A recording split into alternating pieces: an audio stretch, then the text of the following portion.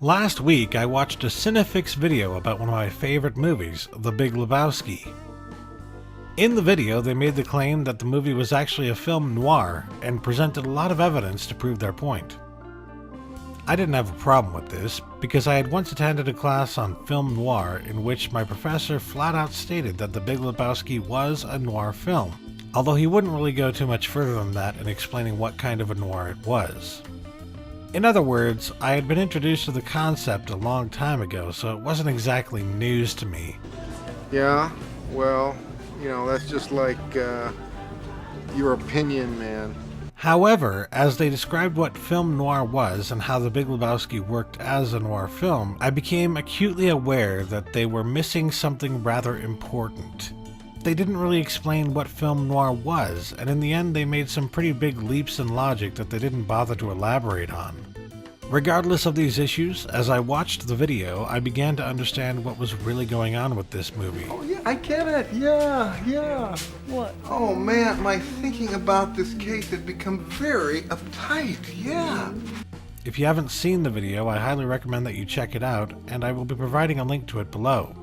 But that all being said, Cinefix actually did a pretty damn good job of explaining just how we could come to see this movie as fitting the role that it does of a film noir, and the video is worth checking out if only for clarification of that. But that's not what I want to talk about today. No, today I want to talk about how The Big Lebowski is actually a revisionist noir film. The fuck you talking about? What exactly is that? Well, in order to understand where I'm going with this, let's talk about some of the elements of noir that didn't get explained in the Cinefix video. Film noir was a cinematic movement that took place in the 1940s and lasted into about the mid-1950s. It's important to understand that this is a movement and not a genre, because the two concepts are not the same. A film movement is different from a genre in that it takes place during a specific time in history and it is more stylistic in its approach. Genres are often timeless and they do not have to adhere to any specific style. Other examples of movements include the French New Wave and New Hollywood, and I invite you all to read up on them if you ever get the chance.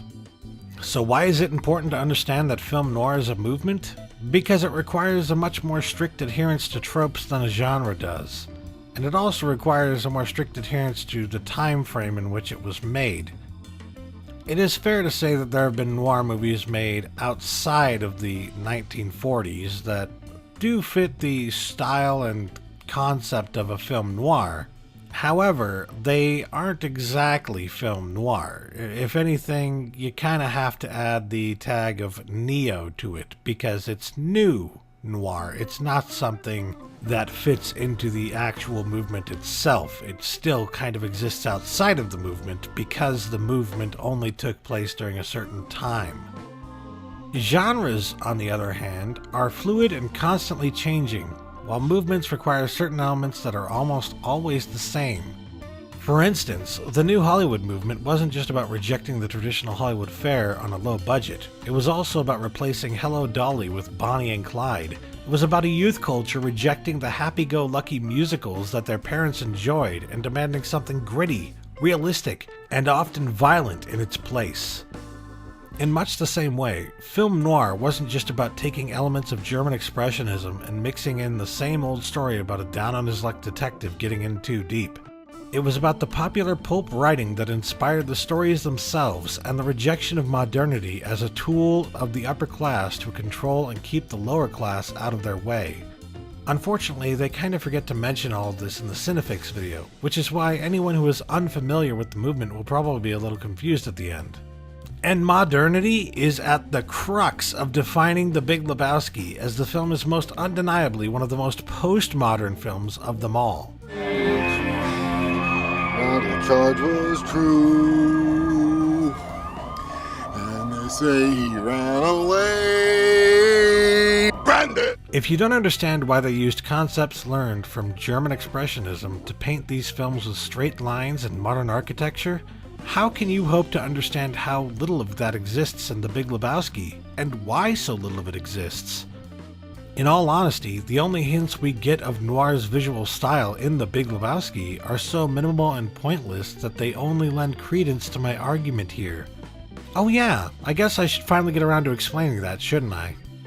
Okay, so The Big Lebowski is a revisionist noir. Normally I wouldn't ascribe that title to something that could be considered a part of a film movement, but the term just fits so well, as we'll come to see in the next few minutes. A revisionist film works to revise what we have previously seen in a genre, or I guess in this case in a movement. The revisionist western redefined the genre in the 60s, resulting in far more gritty and stylistic representations of the Wild West. The Big Lebowski revises what we see in film noir by presenting the antithesis of every stylistic choice we have come to expect from the movement. To understand what I mean, let's take a look at some of the points that Cinefix made about the film. One of the first things they noted was the femme fatale. While Maud at first seems to fit the role quite well, the reality is that Bunny is actually the femme fatale in this movie. Here's the problem with that. Bunny doesn't really fit that role well either, as she plays both the biggest and most insignificant role in the film, which would be an excellent joke to play on the viewer if she was indeed the femme fatale, because that would make her both the most threatening and non-threatening character in the movie. Bunny is threatening in a very non-direct manner, which is much different from what you will see of the femme fatale in a movie like Double Indemnity or even Murder My Sweet. Here is a femme fatale that never has to lift a finger or even understand any of the actual plot in the film in order to be a danger to our protagonist. While there have been noir movies with indirectly dangerous femme fatales, they still usually play a much bigger role and at least interact with the protagonist at some point. And the only time that the dude actually interacts with Bunny is in a passing manner as he's leaving the estate. That's the only time he ever sees Bunny, the femme fatale of the movie. And awkwardly enough, she presents him with a proposition that sounds like something a femme fatale would say, something that would get our protagonist in danger, but it never actually comes to fruition. And whatever flirtatiousness was there dies right there and does not continue throughout the film, which is kind of what you see in other film noir. To put it simply, if Bunny is our femme fatale, she definitely does not fit her role very well, which is a sign that the role of the femme fatale has been revised in some way with her character. As for the dude himself, he is anything but the classic bumbling detective of noir films. Sure, there's no one defined role for the main character in a noir, but there are typical roles, and the dude doesn't fit any of them. He is the man for his time, he fits right in there, but he doesn't exactly do anything. While the protagonists in traditional noir films have always been a working man, down on his luck and anything but innocent, the dude is a fairly innocent bystander by comparison who does no work and is simply a victim of circumstance. Once more, this could also be seen as an outright rejection and revision of the tropes of noir. Now let's get back to Maud for a second. Whether she is the femme fatale or the other woman, she simply doesn't fit for her role. As Cinefix rightly noted, she is not a character in need of the protagonist's help, which is what we typically see from these characters in noir films. In fact, the only help she really needs is something she pretty much takes from the dude without asking.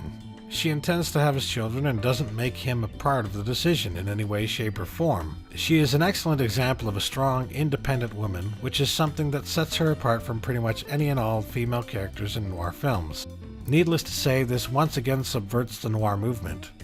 While these are just a few examples of how the characters in The Big Lebowski simply don't fit the role of the pulpy characters we've come to expect from noir, it's fair to say that almost every character in the film is in some way a subversion of the tropes that we've come to expect from the movement. Dude, that's just the stress talking, man. Now, so far, we have what appears to me to be a series of victimless crimes. What about the toe? Forget about the fucking toe! Now that we've got that out of the way, let's talk about the style of the film. While it has been noted before that there are a few dream sequences in the movie, and that these sequences directly reference scenes from movies like Murder My Sweet, it's also worth pointing out how incredibly different these moments are in The Big Lebowski. While they are still heavily influenced by German expressionism with impossibly large rooms, staircases, and walls, the overall feeling presented in these dream sequences is vastly different from what we've come to expect in traditional noir films. In fact, these dream sequences tend to play out more like a big Broadway play or something like that, more like a musical from the heyday of Hollywood in the 50s, which was really like the antithesis of a film noir. So again, that's very much a revisionist type of attitude to take with a dream sequence in a noir film. Another thing is that the music that typically plays during such a dream sequence within a noir film is usually tense and disturbing in some way, and it's definitely never anything we could have heard on the radio. In stark contrast, The Big Lebowski's dream sequences feature popular 70s rock. I just dropped in to see what condition my condition was in. While this is a sign of just how postmodern the film is, it's also a sign of how it deviates from the noir movement that it mimics. Oh, and here's another thing about those sequences. Save for one or two scenes, the dude is usually having a pretty good time in his dreams. In typical noir dream sequences, our protagonist is running from the most dangerous people in his life, not dancing and bowling with women after getting some shoes from Saddam Hussein. With the exception of the nihilists running after him, there's really nothing about these dream sequences that comes close to fitting the typical noir style. And even then, it isn't a scene designed to creep us out, it's designed to be humorous. In addition to the dream sequences, there are also a few scenes in which shadows and mirrors play a small role, but they do not play the same type of role in visual storytelling as they would have in a classic film noir. Whereas mirrors reflecting the straight-lined prisons of modernity may have had a significant role in The Lady from Shanghai, here they only reflect the dude as having his face on the cover of Time magazine. This just fits in with the postmodern themes of the film, as it shows us just how shallow and insignificant the culture has become. However, it doesn't really help to establish any noir themes at all, and therefore its role in the film could once more be seen as a revision of the themes we once saw in traditional film noir. We see a similar attitude taken with shadows, normally an important aspect of the movement, and yet here it is relegated to an interpretive dance of very little significance to the actual story. At every turn, it almost feels like the Coen brothers are just poking fun at film noir. In paying homage to the movement in the way that they did, they may very well have crafted a film noir of their own. But it's a film noir that does anything but pay respect to the tropes of the movement. In fact, it revises and changes pretty much everything we've come to expect from film noir, which is probably why so few people understand it to fit the role of a noir. As such, I think it's fair to call The Big Lebowski a revisionist noir. Now, a lot of people are probably going to disagree with me on this, or they're going to say that I shouldn't call it a revisionist noir, but just a noir that revises a lot of the tropes of noir. Excuse me? Or they'll say something else. Who knows? But I think I've made some pretty solid points here. I don't know. Let me know what you think in the comments below. And thanks for watching. Oh, fucking A.